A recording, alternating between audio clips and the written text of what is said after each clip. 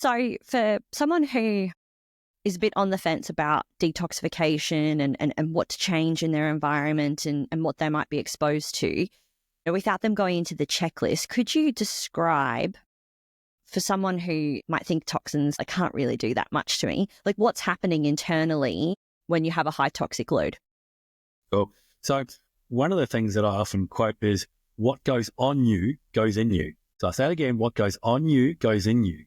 So if you're looking at your underarm and you wouldn't want to spray that in your mouth because you don't think it's good for you, you shouldn't be putting that on your skin. If you're using perfumes, again, which you wouldn't squirt in your mouth because you think, oh, that's not going to be good for me, you shouldn't be putting that on your skin. What goes on you goes in you. So that goes with any of the other cosmetics you have. Now, I'd say that you can put that with your cleaning products too. If your cleaning products, if you're looking at the back of the ingredients here and it's a chemical shitstorm and you're going, boy, and it's got toxic written all over it, and you're putting that on your eating surfaces, on your dishes, in your dishwasher, on your benches that you prepare food on, that's getting in you. So if we go back to your grandparents' time, that's probably about where you'd want to be. So there's in your house, there's the food you eat.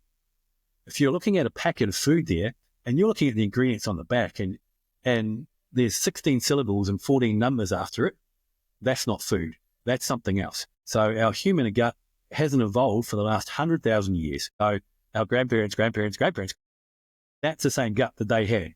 But if you look at how our food chain has changed since then, it's astronomical. So generally the rule of thumb, and this is one from one of Paul Chek's ones again, which if you can't bang it on the head and skin it, pluck it out of the ground and rinse it off, or pluck it off a tree, you shouldn't be eating it. There's the general rule of thumb. So the closer you can get to the natural source, the way to go. The less human interference, the better. Yeah. And so those things that, those chemicals, what are those internal systems? Is it like liver? Is it like how do they break down or maybe not break down in our system? So that's great. So I think most people have an idea that the liver is really important for filtering out all those baddies. And a lot of them will get in through your mouth. So particularly if you look at some of the most common, there's a whole range of different toxins, but probably some of the most common ones you'll actually eat. They'll get in your water and they'll get in your food from your plastic containers, from in your food chain. So your gut has to deal with those. And when your gut digests food, the first place it sends all that stuff it digests is to your liver to deal with. So the liver is really important for that, but so is the kidney.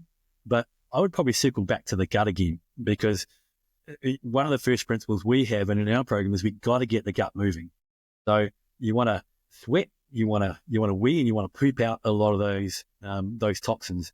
So if you've got a gut that's not working well, you've got problems, because it's just going to back up your liver. There's nowhere for that liver to detoxify stuff too. So it just backs up the whole process.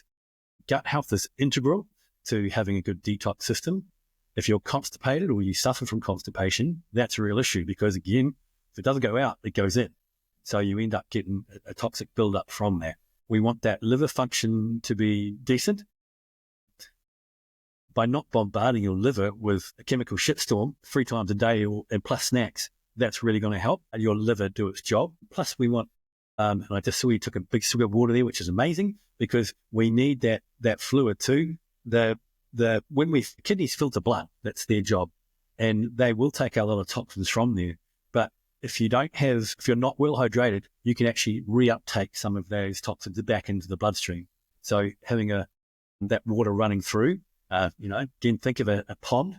If you have a stagnant pond with no water going in it or out of it, you've got a problem. So we need that flow. Just like all tissue needs flow, and that's definitely the gut, the liver, and the kidneys as well. So those are some key ones to start with. It's great.